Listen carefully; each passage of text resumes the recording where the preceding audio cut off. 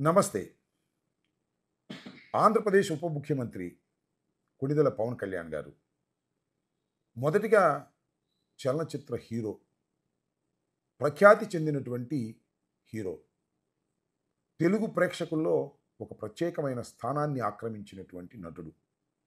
ఆయనే కాదు, వాళ్ళ అన్నగారు చిరంజీవి గారు చాలా కష్టపడి చిన్న వేషాలు వేస్తూ ఎదిగినటువంటి వ్యక్తి. పెద్ద హీరో అయ్యారు. ఆ తరువాత తెలుగు చలనచిత్రంలో నెంబర్ 1గా ఏకఛత్రాధిపత్యం వహించినటువంటి నటుడు చిరంజీవి గారు. ఆ కుటుంబంలో పవన్ కళ్యాణ్ గారు, చిరంజీవి గారే కాదు, వారి కుటుంబంలో చాలామంది హీరోలు ఉన్నారు, యాక్టర్స్ ఉన్నారు. సుమారుగా సినిమా రంగంలో ఒక పావు వంతు పైన చిరంజీవి గారి కుటుంబమే ఉంది అంటే అతిశయోక్తి కాదు. అలాగే ఇవాళ పవన్ కళ్యాణ్ గారు రాష్ట్ర రాజకీయాల్లో ఉప ముఖ్యమంత్రి అయ్యారన్నా, జనసేన పార్టీని స్థాపించారన్నా, అదేవిధంగా చిరంజీవి గారు కేంద్ర మంత్రి అయ్యారన్నా, ప్రజారాజ్యం పార్టీని స్థాపించారన్నా, మూలం బేసు తెలుగు చలనచిత్ర సీమే. ఆ తెలుగు చలనచిత్ర సీమలో వారు నటులుగా తెలుగు ప్రజలకు పరిచయమై వారి అభిమానాన్ని పొంది దాన్ని రాజకీయంగా మలుచుకోవడానికి ప్రయత్నం చేసి చిరంజీవి గారు కొంత దూరం ప్రయాణం చేసి విరమించుకున్నారు. పవన్ కళ్యాణ్ గారు ఉప ముఖ్యమంత్రి స్థాయికి వచ్చారు. ఇంకా తన ప్రయాణాన్ని కొనసాగిస్తూ ఉన్నారు. ఈ విషయాలని నేను ఎందుకు చెప్తున్నానంటే, ఒక రంగం నుంచి రాష్ట్రంలో ఒక అధికార పార్టీలోకి వచ్చారు అంటే, అధికారం వారి చేతిలో ఉంది అంటే, ఆ రంగం వారు ఏమనుకుంటారు? సహజంగా మన కష్టాలు నష్టాలు, మన ఇతిబాధలు తెలిసిన వారు ఈరోజు రాష్ట్రంలో కీలకమైనటువంటి పదవిలో ఉన్నారు. అప్పుడు ఎన్టీ రామారావు గారైనా, ఇప్పుడు పవన్ కళ్యాణ్ గారైనా, లేదు తమిళనాడులో జయలలిత గారు, అంతకుముందు ఎంజి రామచంద్రన్ గారు, ఎవరున్నా మన రంగానికి సంబంధించిన వారు రాజ్యాధికారం పొందారు అంటే మన రంగాన్ని జాగ్రత్తగా చూసుకుంటారనేటువంటి భావన కలగటం అనేది సహజమైనటువంటి అంశం. ఎవరైనా అలాగే భావిస్తారు. ఇవాళ రాష్ట్రంలో ఉప ముఖ్యమంత్రిగా ఉన్నటువంటి పవన్ కళ్యాణ్ గారు ఉప ముఖ్యమంత్రే కాదు, సినిమాటోగ్రఫీ కూడా వారి పార్టీకి చెందినటువంటి దుర్గేష్ గారి చేతిలోకి తీసుకున్నారు.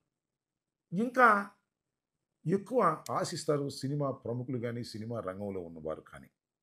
అయితే ఇక్కడ అంశం ఏంటి అంటే, ఇవాళ సినిమా నిర్మాతలతోనూ, ఎగ్జిబిటర్స్తోనూ, డిస్ట్రిబ్యూటర్లతోనూ ఉప ముఖ్యమంత్రి గారు ఘర్షణ వాతావరణానికి రావడం అనేది కొంత ఆశ్చర్యాన్ని, ఆయన తెలివి తక్కువ తనాన్ని, ఆయన గర్వాన్ని, ఆయన ఇగోని సూచిస్తుందనేది నాకు స్పష్టమైనటువంటి అభిప్రాయం ఉంది.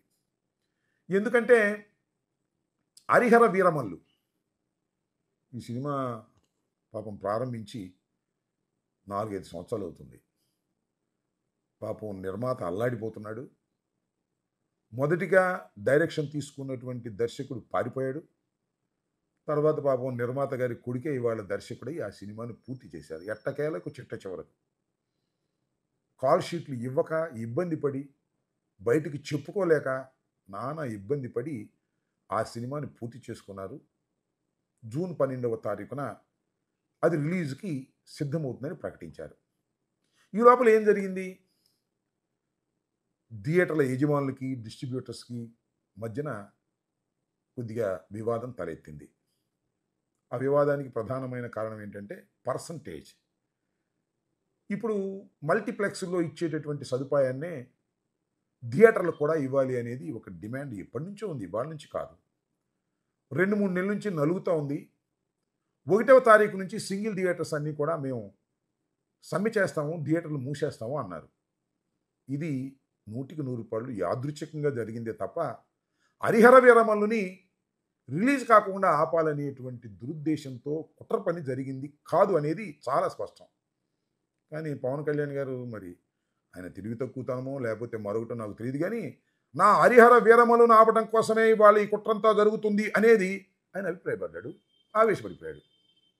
వెంటనే దీని మీద అసలు ఎందుకు వీళ్ళు థియేటర్ సమ్మె చేస్తున్నారు, నేను 12వ తారీఖు నా చిత్రం రిలీజ్ అవుతుంటే ఒకటో తారీఖు నుంచి వీళ్ళు చేస్తున్నారు కాబట్టి ఇది కేవలం నా మీద పగతోనే చేస్తున్నారు అనేటువంటి ఒక భ్రమతో దుర్గేష్ గారి చేత ఒక ఎంక్వైరీ చేయించారు. ఆ తర్వాత చిత్రమైన విషయం ఏంటంటే ఉప ముఖ్యమంత్రి గారి కార్యాలయం నుంచి నిన్న ఒక పెద్ద ప్రకటన వెలువడింది. ఆ ప్రకటన చూస్తే ఎవరైనా ఆశ్చర్యపోవలసిందే. దానిలో సినిమా రంగం మీద నిప్పులు చెరిగే కార్యక్రమం చేశారు, విషం కక్కే కార్యక్రమం కూడా చేశారు. అదేంటంటే మాకు రిటర్న్ గిఫ్ట్ ఇచ్చారు, మేము గిఫ్ట్ ఇస్తే వాళ్ళు మాకు రిటర్న్ గిఫ్ట్ ఇచ్చారు, చాలా సంతోషం అంటే వ్యంగ్యంగా, కోపంగా.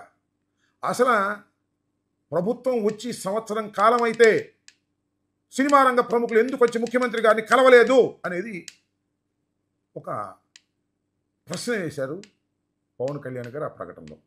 మరి ఇవాళ ఎందుకు గుర్తొచ్చిందో నాకు అర్థం కాల. అసలు సినిమా ప్రముఖులందరూ వచ్చి కలవాలి అంటే నువ్వే ప్రముఖుడు కదా, వాళ్ళందరూ వచ్చి కలిసేదానికి నువ్వు సదుపాయం చేయాలి కదా, వారిని ఆహ్వానించాలి కదా. సరే వాళ్ళు రాలేదు, ఎందుకు మీకు బాధ, ఎందుకు ఆ ఈగోయిజం మీకు? ఇవాళ ఎందుకు గుర్తొచ్చింది? థియేటర్ల యజమానులు సమ్మె చేసేటప్పుడు ఎందుకు గుర్తొచ్చింది? ఇది ఇక్కడ ప్రశ్న. అంతేకాదు, అసలు థియేటర్లో సదుపాయాలు ఉన్నాయా లేవా చెక్ చేస్తాం. పౌర సరఫరాల శాఖ నుంచి అన్నీ చెక్ చేసే మార్గాలు చేస్తాం. అసలు ట్యాక్సులు కడుతున్నారు లేదా అది కూడా తేల్చేస్తాం. అంటే ఒక రకమైనటువంటి బెదిరింపు. ఇన్నాళ్ళు మీరు చూసి చూడనట్టు పోయాం, ఇవాళకి మేము చూసి చూడనట్టు పోయే పరిస్థితిలో లేవు, మీ మీద కక్ష సాధించేటటువంటి కార్యక్రమం చేస్తాము అనేటువంటి మాట ఇండైరెక్ట్గా మాట్లాడారు. ఏమిటి ధోరణి ఏమిటి పవన్ కళ్యాణ్ గారు? విఘ్నులు మీరు, మీకు ఎందుకంత ఆవేశం వచ్చింది? నిజంగా మీ మీద కుట్ర చేసేటటువంటి సాహసం సినిమా రంగంలో ఎవరికైనా ఉందా? నెంబర్ 1 హీరో, అందులోనూ అధికారంలో ఉన్నారు. వాళ్ళేమి పెద్ద కార్మికుల్లాగా ఆవేశపడి ఉద్యమాలు చేసేటటువంటి పరిస్థితి నాకు తెలిసినంత వరకు సినిమా రంగంలో ఎక్కడా ఉండదు. వస్తారు, సంప్రదిస్తారు, మిమ్మల్ని రిక్వెస్ట్ చేసుకుంటారు, వెళ్ళిపోతారు. మేమున్నా అంతే, మీరున్నా అంతే. మేమున్నప్పుడు చాలా చక్కగా నిర్వహించామని మేము అనుకుంటున్నాం. మేమున్నప్పుడు చక్కగా నిర్వహించలేదు, జగన్మోహన్ రెడ్డి గారు ఏదో హెరాస్ చేశారు అని మీరు చెబుతూ మేమేదో కాపాడాము వాళ్ళని, అందువల్ల మాకు రిటర్న్ గిఫ్ట్ ఇది ఇచ్చారు అనేటువంటి మాటలు మీరు మాట్లాడుతున్నారు. ఇది అన్యాయం. మీరు సినిమా రంగం నుంచి వచ్చి ఇంత ఎదిగినందుకు మీరు సినిమా రంగానికి గిఫ్ట్ ఇవ్వాలా? మీరు వాళ్ళని సక్రమంగా చూసుకోవాలి. ఇది చేయాల్సినటువంటి విషయం. ఎందుకు విషయం కక్కుతారు? నాకైతే స్పష్టమైనటువంటి అవగాహన ఉంది. హరిహర వీరమల్లుని రిలీజ్ కాకోకుండా ఆపటం కోసం థియేటర్లు సమ్మె చేయటం లేదు. వారి సమస్యల కోసం వారు సమ్మె చేస్తున్నారు. యాదృచ్ఛికంగా రెండు ఒకసారి జరిగినాయి. అసలు మీ హరిహర వీరమల్లు ఎప్పుడు రిలీజ్ అయ్యిద్దో, ఎన్నిసార్లు డేట్లు ఇచ్చారో ఒకసారి వెనక్కి వెళ్ళి ఆలోచించుకోండి. అనేక సార్లు అనేక డేట్లు ఇచ్చారు. చివరికి ఎట్టకేలకు చిట్ట చివరకు ఈ మధ్యనే వాళ్ళకి డేట్లు ఇచ్చి 12వ తారీఖున రిలీజ్కి మీరు డేట్ ఇచ్చారు. మంచిదే. సరే, ఆ సినిమా సక్సెస్ అవుతుందా, ఫెయిల్ అవుతుందా, అది మాకు అనవసరమైన అంశం. ఎందుకంటే చాలా కాలం నుంచి అది తీస్తున్నారు కాబట్టి మాకు మీ సినిమా బ్రహ్మాండంగా ఆడాలని, కనకవర్షం కురిపించాలని, మీకు పేరు ప్రఖ్యాతులు తీసుకురావాలని మనస్ఫూర్తిగా కోరుకుంటాం. దానిలో ఏమి తప్పులేదు. కానీ మీ మీద కుట్రలు చేసి మీ సినిమాను ఆపాలని అనుకుని పిచ్చుక మీద బ్రహ్మాస్త్రం వేసే విధంగా మీరు వాళ్ళని బెదిరించేటటువంటి కార్యక్రమం చేస్తున్నారు. ఇది సినిమా ఫీల్డ్ నుంచి వచ్చిన మీకు తగదు అనేది నా సలహా. మీరు పాటిస్తారా లేదా అది వేరే అంశం. అఫ్కోర్స్ చివరికి సమ్మె విరమించుకున్నారనుకోండి, విరమించుకోక థియేటర్లు క్లోజ్ చేసుకుని వాళ్ళు కూర్చునేటువంటి పరిస్థితి ఉండదు. థియేటర్లకు ఉండే ఇబ్బందులు థియేటర్లకు ఉన్నాయి, మల్టీప్లెక్స్కి ఉండే ఇబ్బందులు మల్టీప్లెక్స్లకు ఉన్నాయి. థియేటర్లు చాలా చోట్ల పడగొట్టేసి కళ్యాణ మండపాలు చేసుకునేటువంటి సందర్భాలు ఉన్నాయి. థియేటర్లను కూల్చేసి అక్కడ రియల్ ఎస్టేట్ చేసుకునేటువంటి సందర్భాలు ఉన్నాయి. మల్టీప్లెక్స్లు బాగున్నాయి, కానీ థియేటర్ల పరిస్థితి చాలా దారుణంగా ఉన్న అంశం నాకన్నా గౌరవనీయులైనటువంటి ఉప ముఖ్యమంత్రి గారికి బాగా తెలుసు. వారి కష్టాల్లో పాలు పంచుకోండి తప్ప మీ హరిహర వీరమలుని ఏదో నలిపేద్దాం, పిసికేద్దాం అని ఈ థియేటర్ల యజమానులు సమ్మె చేస్తున్నారనేటువంటి ఒక అపోహ పడి మీరు వాళ్ళ మీద కక్ష తీర్చుకునే కార్యక్రమం చేయవలసిన అవసరం లేదని కూడా ఈ సందర్భంగా నేను చెప్పదలుచుకున్నాను. ఇప్పటికైనా కాస్త విశాల హృదయంతో ఆలోచించండి. సినిమా ఫీల్డ్కి ఏదైనా సహాయం చేస్తే మిమ్మల్ని మళ్ళీ గుర్తుపెట్టుకుంటారు. ఎందుకంటే అవసరమైతే మళ్ళీ సినిమా ఫీల్డ్కి వెళ్ళాల్సిన పరిస్థితి కూడా మీకు ఉండొచ్చు. దాన్ని మీరు కాస్త జాగ్రత్తగా చూసుకోవటం మంచిదని ఒక ఉచిత సలహాని మీకు ఇస్తున్నాం. పాటిస్తే పాటించండి, లేకపోతే లేదు.